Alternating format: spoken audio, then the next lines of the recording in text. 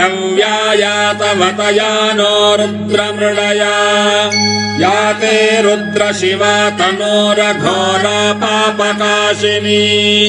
तया नस्तनुभाषन्तमया गिरिशन्ताभिचाकशी यामिषुम् गिरिशन्तहस्ते बिभर्षस्तवे शिवाङ्गिरित्रताम् कुरु माहि पुंसि पुरुषम् जगत् शिवेन वचसा त्वा गिरिशाच्छावदामसि यथा नः सर्वमिज्जगदयक्ष्मगुम् सुमना असत्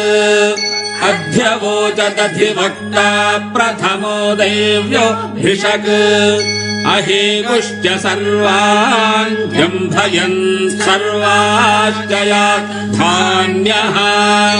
असौ यस्ताम्रो अरुण उत बभ्रुः